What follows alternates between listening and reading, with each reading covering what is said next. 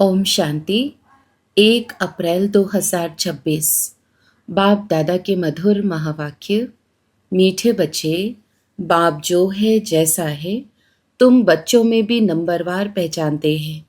अगर सब पहचान ले तो बहुत भीड़ मच जाए। प्रश्न, चारों ओर प्रत्यक्षता का आवाज कब फैलेगा? उत्तर, जब मनुष्यों को पता पड़ेगा कि स्वयं भगवान इस पुरानी दुनिया का विनाश करा के नई दुनिया स्थापन करने आए हैं। दूसरा, हम सबकी सद्गति करने वाला बाप हमें भक्ति का फल देने आया है। यह निश्चय हो तो प्रत्यक्षता हो जाए, चारों ओर हलचल मच जाए। गीत जो पिया के साथ है। ओम शांति। बच्चों ने गीत की 2 लाइन सुनी। जो पिया के साथ है। अब पिया कौन है यह दुनिया नहीं जानती। भले ढेर बच्चे हैं, उनमें भी बहुत हैं जो नहीं जानते हैं कि किस प्रकार से बाप को याद करना चाहिए। वह याद करने नहीं आता, घड़ी घड़ी भूल जाते हैं। बाप समझाते हैं, बच्चे अपने को आत्मा समझो, हम बिंदी हैं। बाप ज्ञान का सागर है, उनको ही याद करना है। याद करने की ऐसी प्रैक्टिस पड़ जाए जो निरंतर याद ठहर जाए। पिछाड़ी में यही याद रहे कि हम आत्मा हैं।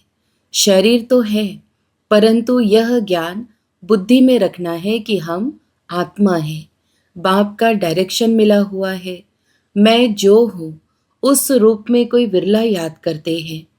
देह अभिमान में बच्चे बहुत आ जाते हैं।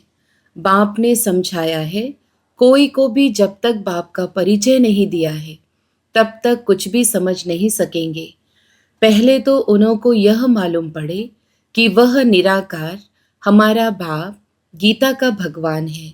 वही सर्व का सद्गति दाता है। वह इस समय सद्गति करने का पार्ट बजा रहे हैं। इस पॉइंट में निश्चय बुद्धि हो जाए तो फिर जो भी इतने साधु संत आदि हैं सब 1 सेकंड में आ जाए। भारत में बड़ा हंगामा मच जाए, अभी मालूम पड़ जाए कि यह दुनिया विनाश होने वाली है। इस बात का निश्चय हो जाए तो बंबई से लेकर आबू तक क्यों लग जाए, लेकिन इतना जल्दी कोई को निश्चय नहीं हो सकता। तुम जानते हो विनाश होना है। यह सब घोर निद्रा में सोए ही रहने हैं। फिर अंत समय तुम्हारा प्रभाव निकलेगा। मासी का घर नहीं है जो इस बात में निश्चय हो जाए कि गीता का भगवान परमपिता परमात्मा शिव है। यह प्रसिद्ध हो जाए तो सारे भारत में आवाज हो जाए। अभी तो तुम एक को समझाएंगे तो दूसरा कहेगा तुमको जादू लग गया है। यह झाड़ बहुत धीरे धीरे बढ़ना है। अभी थोड़ा टाइम है, फिर भी पुरुषार्थ करने में हर्जा नहीं है। तुम बड़े बड़े लोगों को समझाते हो, परंतु वे कुछ भी समझते थोड़े ही हैं। बच्चों में भी कई इस नॉलेज को समझते नहीं हैं। बाप की याद नहीं तो वह अवस्था नहीं। बाप जानते हैं निश्चय किसको कहा जाता है। अभी तो कोई 1-2% भी मुश्किल बाप को याद करते हैं। भल यहाँ बैठे हैं, बाप के साथ वह लव नहीं रहता। इसमें लव चाहिए, तकदीर चाहिए। बाप से लव हो तो समझे हमको कदम कदम श्रीमत पर चलना है। हम विश्व के मालिक बनते हैं।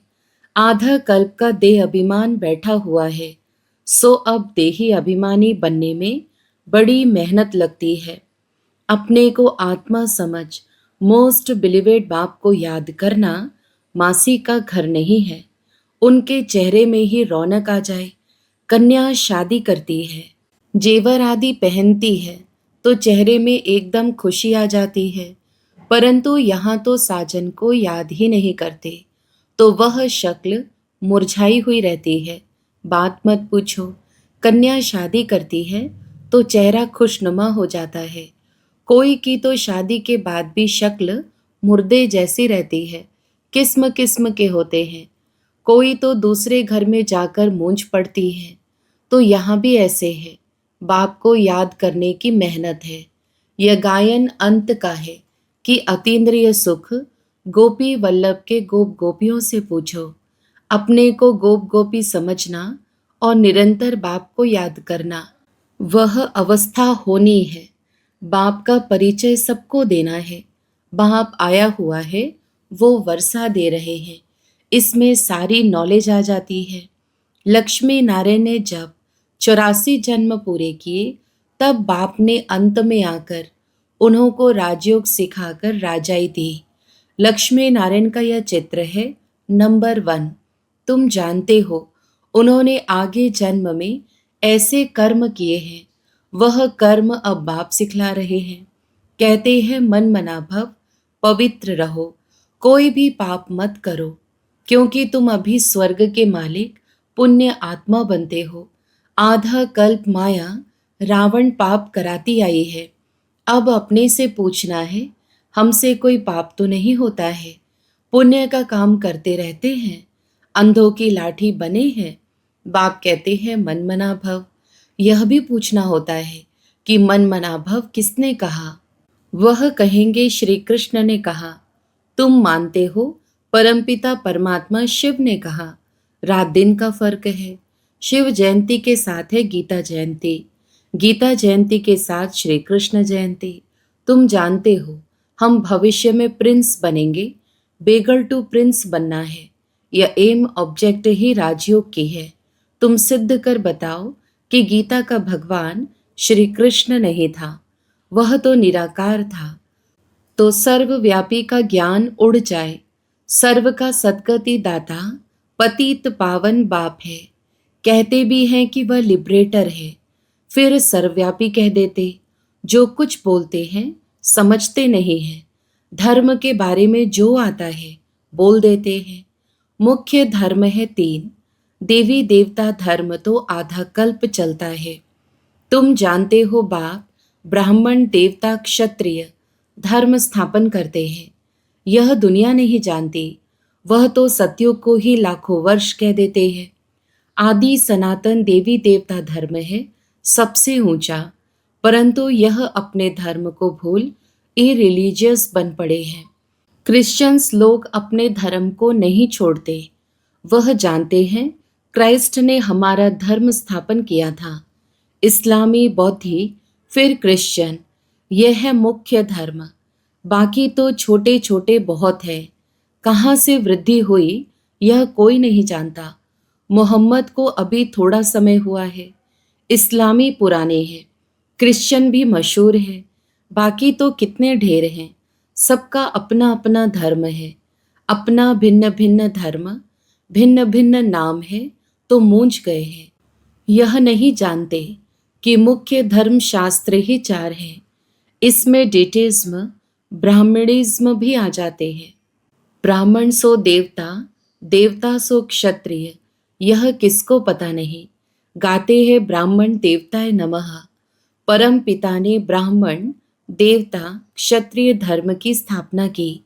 अक्षर है परंतु पढ़ते ऐसे हैं जैसे तोते। यह है कांटों का जंगल।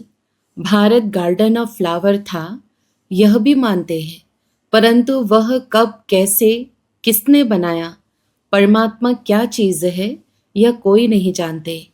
तो आर्फन हो गए ना, इसलिए यह लड़ाई झगड़े आदि हैं। सिर्फ भक्ति में खुश होते रहते हैं। अब बाप आए हैं सोजरा करने, सेकंड में जीवन मुक्त बना देते हैं। ज्ञान अंजन सतगुरु दिया, अज्ञान अंधेर विनाश। अभी तुम जानते हो हम सोझरे में हैं। बाप ने तीसरा नेत्र दिया है। भल देवताओं को तीसरा नेत्र दिखाते हैं, परंतु अर्थ नहीं जानते। वास्तव में तीसरा नेत्र तुमको है, उन्होंने फिर दे दिया है देवताओं को। गीता में ब्राह्मणों की कोई बात नहीं, उसमें तो फिर कौरव पांडवों आदि की लड़ाई, घोड़े गाड़ी आदि लिख दी है। कुछ भी समझते नहीं। तुम समझाएंगे तो कहेंगे तुम शास्त्रों आदि को नहीं मानते। तुम कह सकते हो हम शास्त्रों को मानते क्यों नहीं है। जानते हैं यह सब भक्ति मार्ग की सामग्री है, गाया हुआ है। ज्ञान और भक्ति, जब रावण राज्य होता है तब भक्ति शुरू होती है। भारतवासी वाम मार्ग में जाकर धर्म भ्रष्ट और कर्म भ्रष्ट बन जाते हैं, इसलिए अब हिंदू कहला दिया है, पतित बन गए हैं। पतित किसने बनाया है? रावण ने। रावण को जलाते भी हैं, समझते हैं यह परंपरा से चला आता है। परंतु सतयुग में तो रावण राज्य ही नहीं था, कुछ भी समझते नहीं। माया बिल्कुल ही पत्थर बुद्धि बना देती है। पत्थर से पारस बाप ही बनाते हैं। जब आयरन एज में आए तब तो आकर गोल्डन एज स्थापन करे। बाप समझाते हैं फिर भी बड़ा मुश्किल किसकी बुद्धि में बैठता है। तुम कुमारियों की अब सगाई होती है, तुमको पटरानी बनाते हैं। तुमको भगाया अर्थात तुम आत्माओं को कहते हैं तुम मेरे थे, फिर तुम मुझे भूल गए हो, देह अभिमानी बन माया के बन गए हो। बाकी भगाने आदि की तो बात नहीं है। मामेकम याद करो, याद की ही मेहनत है। बहुत देह अभिमान में आकर विकर्म करते हैं। बाप जानते हैं यह आत्मा मुझे याद ही नहीं करती है। देह अभिमान में आकर बहुत पाप करते हैं, तो पाप का घड़ा 100 गुना भर जाता है। औरों को रास्ता बताने के बदले खुद ही भूल जाते हैं और ही जास्ती दुर्गति को पा लेते हैं। बड़ी ऊंची मंजिल है, चढ़े तो चाके वैकुंठ रस, गिरे तो चकनाचूर। यह राजा स्थापन हो रही है, इसमें फर्क देखो कितना पड़ जाता है। कोई तो पढ़कर आसमान में चढ़ जाते हैं, कोई पट में पड़ जाते हैं। बुद्धि डल होती है तो पढ़ नहीं सकते हैं। कोई कोई कहते हैं बाबा हम किसको समझा नहीं सकते हैं। कहता हूँ अच्छा, सिर्फ अपने को आत्मा समझो, मुझ बाप को याद करो तो मैं तुमको सुख दूंगा। परंतु याद ही नहीं करते हैं। याद करें तो औरों को याद दिलाते रहें। बाप को याद करें तो पाप नष्ट हो जाए। उनकी याद बिगर तुम सुखधाम में जा नहीं सकते हो। 21 जन्मों का वर्षा निराकार बाप से मिल सकता है, बाकी तो सब अल्पकाल का सुख देने वाले हैं। कोई को रिद्धि सिद्धि से बच्चा मिल गया, वह आशीर्वाद से लॉटरी मिल गई तो बस विश्वास बैठ जाता है। कोई को 2-4 करोड़ फायदा हो जाएगा, बस बहुत महिमा करेंगे। परंतु वह तो है अल्पकाल के लिए, 21 जन्मों के लिए। हेल्थ वेल्थ तो मिल नहीं सकती ना, परंतु मनुष्य नहीं जानते हैं, दोष भी नहीं दे सकते हैं, अल्पकाल के सुख में ही खुश हो जाते हैं। बाप तुम बच्चों को राजयोग सिखलाकर स्वर्ग की बादशाही देते हैं, कितना सहज है। कोई तो बिल्कुल समझा नहीं सकते, कोई समझते भी हैं, परंतु योग पूरा न होने के कारण कोई को तीर नहीं लगता है। देह अभिमान में आने से कुछ न कुछ पाप होते रहते हैं। योग ही मुख्य है। तुम योग बल से विश्व के मालिक बनते हो।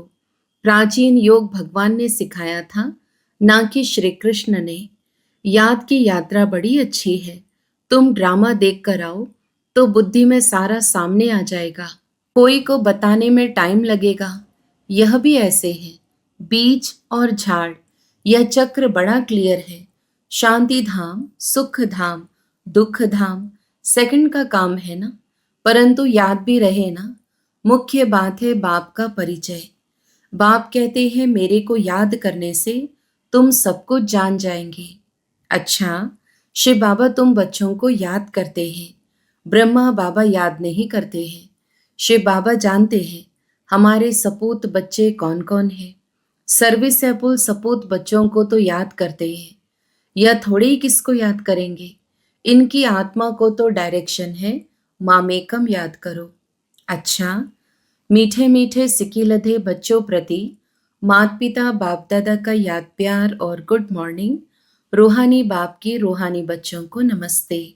हम रूहानी बच्चों की भी रूहानी माता पिता बाप दादा को याद प्यार, गुड मॉर्निंग और नमस्ते। धारणा के लिए मुख्य सार। पहला, तकदीरवान बनने के लिए एक बाप से सच्चा सच्चा लव रखना है। लव रखना माना कदम कदम एक की ही श्रीमत पर चलते रहना। दूसरा, रोज पुण्य का काम अवश्य करना है। सबसे बड़ा पुण्य है सबको बाप का परिचय देना, बाप को याद करना और सबको बाप की याद दिलाना। वरदान, अपनी दृष्टि और वृत्ति के परिवर्तन द्वारा सृष्टि को बदलने वाले साक्षात्कार मूर्त भव। विस्तार, अपनी वृत्ति के परिवर्तन से दृष्टि को दिव्य बनाओ तो दृष्टि द्वारा अनेक आत्माएं अपने यथार्थ रूप, यथार्थ घर तथा यथार्थ राजधानी देखेंगी। ऐसा यथार्थ साक्षात्कार कराने के लिए वृत्ति में जरा भी देहाभिमान की चंचलता ना हो, तो वृत्ति के सुधार से दृष्टि दिव्य बनाओ, तब यह सृष्टि परिवर्तन होगी। देखने वाले अनुभव करेंगे कि यह नैन नहीं, लेकिन यह एक जादू की डिबिया है। यह नैन साक्षात्कार के साधन बन जाएंगे। स्लोगन, सेवा के उमंग उत्साह के साथ बेहद की वैराग्य वृत्ति ही सफलता का आधार है। अव्यक्त इशारे, महान बनने के लिए मधुरता और नम्रता का गुण धारण करो। मधुरता के गुण को धारण करने वाला यहाँ भी महान बनता है और वहाँ भी मर्तबा पाता है। मधुरता वालों को सभी महान रूप से देखते हैं, तो यह मधुरता का विशेष गुण हर बच्चे में होना चाहिए।